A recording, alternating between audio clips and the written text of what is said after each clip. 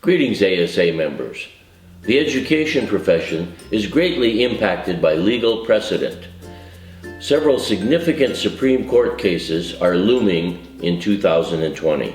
The first is to be argued this week, and that case is Espinoza versus the Montana Department of Revenue.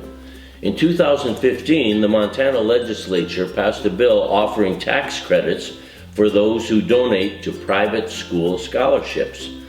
The Montana Department of Revenue then limited the use of these scholarship funds to only non-religious private schools, excluding religious schools as recipients, citing the state's Blaine Amendment that prohibited funding religious schools with state monies.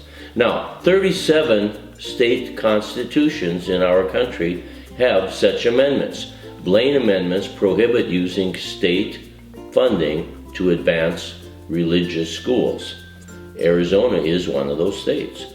On the other side, the petitioners argue that excluding religious schools from tax credit programs put states in violation of the Supreme Court's 2017 decision in Trinity Lutheran versus Comer. That's a Missouri case, which ruled religious groups cannot be prevented from accessing widely available public funds, in this case grant money, just because of religious affiliations. You might remember in the Trinity Lutheran Supreme Court case, they applied for a grant to put down rubber backing on their playground. They were denied because of their religious affiliation. The Supreme Court in the 7-2 decision struck that down, saying this is a playground in a religious school's preschool and the money should be made available, should not be discriminated against because of the religion. Okay, so this Espinoza case strikes at the heart of the debate over separation of church and state, as well as the debate over the use of public funds for private and religious schools.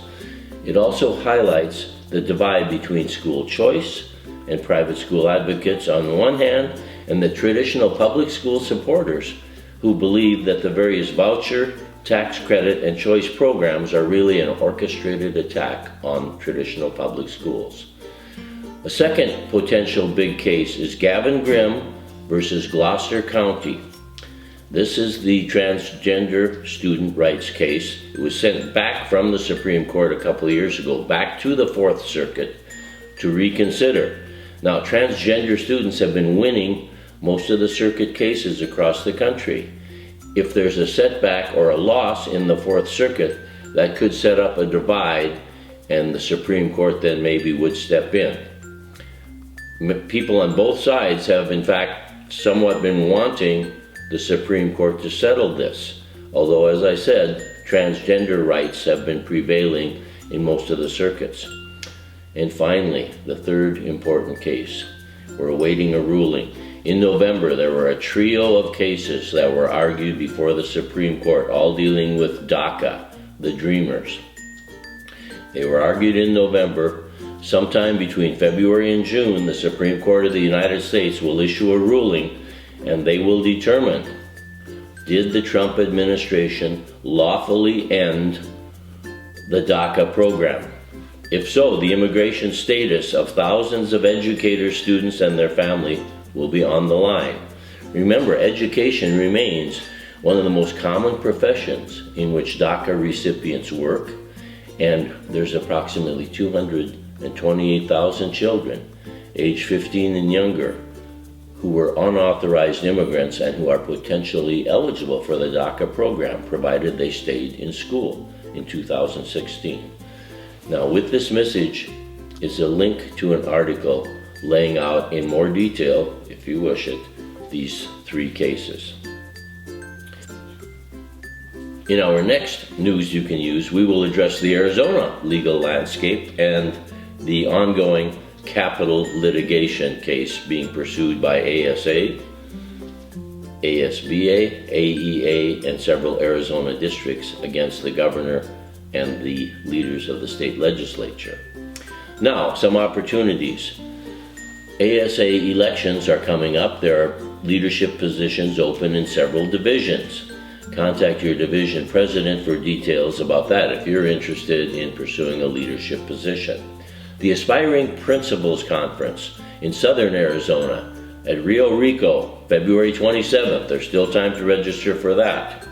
ASTE, Arizona Teachers in Education, is having a joint conference. ASA is helping to sponsor that. That conference connects IT leaders with curriculum and instruction leaders. It's being held at Dysart on March 2nd.